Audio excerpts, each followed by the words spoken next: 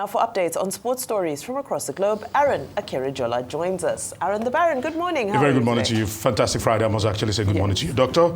Good morning to you, Rufai.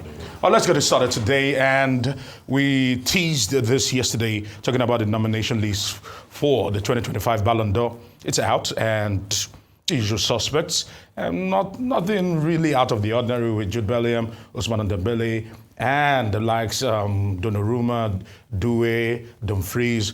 Paris Saint-Germain dominated this particular list. And if we were to press it further, the firm favourites for this particular one certainly has to be Ousmane Dembele, Paris Saint-Germain, and French international with his heroics at the UEFA Champions League. Certainly, he's looking like one of the favourites there. If they can actually even help us press it further, certainly not leaving out Lamine Yamal of Barcelona, just 18 years of age. When he did this, he was 17, and not forgetting Rafinha. So we're looking forward to seeing how things will actually play out. But in the meantime, if we were to move it a step further, good news, of course, Justin Madugu certainly picking up, being mentioned as one that might win the Johan Cruyff Trophy and the Yassin Trophy.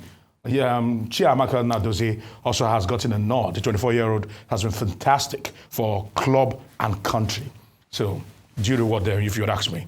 So we'll be keeping tabs on how things play out, and we're hoping to see one of our own probably pick up a gong. And it's not out of the ordinary, I must say, not out of the ordinary. Now, away from that to tennis, we also spoke about this yesterday. And the Canadian Open did not disappoint because he actually ended 2-6, 6-4, 6-1. The first WTA title for Victoria Mboko. All right, beating Naomi Osaka. All right, 2-6, 6-4, 6-1. At just 18 years of age, she stunned the world and she stunned tennis. Naomi, some would say they praised her for her fighting spirit and tried to get back to the top, but she was usurped, literally, by a relative unknown. Now, this is how she actually came to this particular final. All right, beating Sofia Kenin, Coco Gauff, Elena Rybakina, then Naomi Osaka. Wow.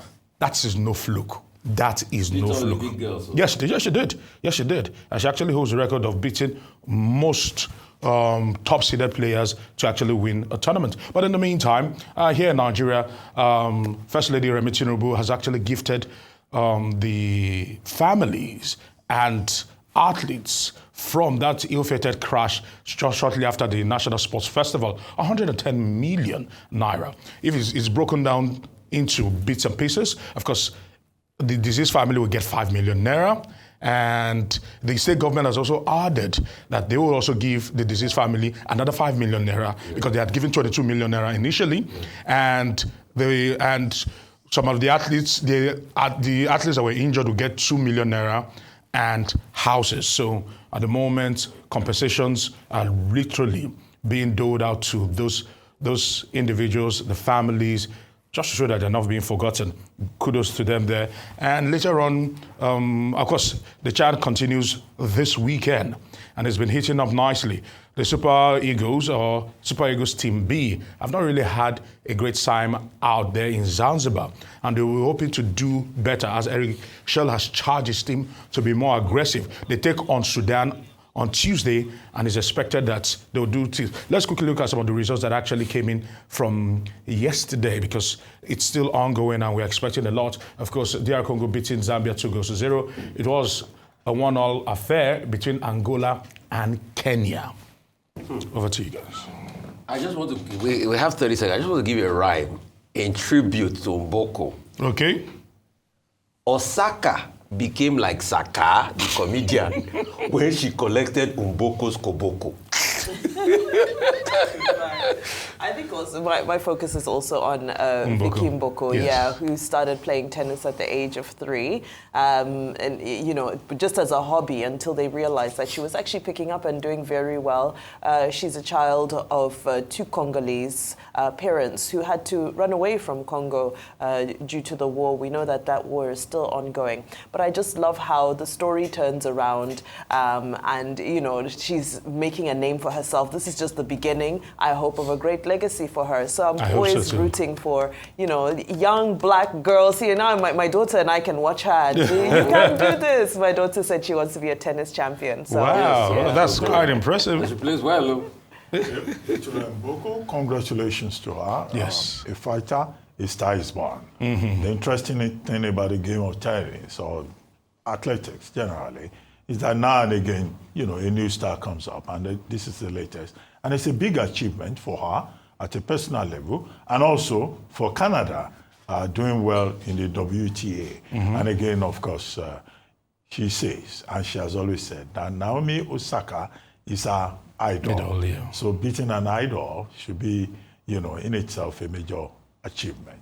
As for the Ballon d'Or, where Nadozie has been mentioned and Justin Madugu has been mentioned in the female category, well, I think that's a very good recognition for the achievement in women's football in Africa. They may not win at the end of the day because Madugu is facing coaches from Arsenal, Chelsea, Chelsea's Sonia Bramto, and Netherlands, and also from France, and the England coach. Yes, sir, so this is a very tough competition. But whether Justin Madugu wins or not, the recognition in itself is an acknowledgement of achievement in Africa. Now, as for Chiamaka Nadozie, where she's played in PSG, where she won the Coupe de France. The Paris FC? Paris Club. Paris Cup final. Yeah. Now, if you look at the other people who are in that collection, Hannah Hampton of England and Spain's goalkeeper is tough. But she has also had good record internationally.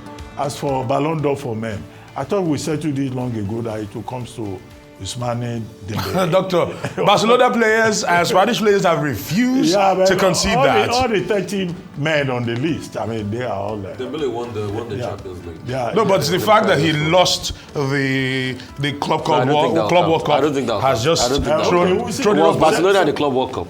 September 22 will be here. Sure. Yes. Thank you very much. Always a pleasure.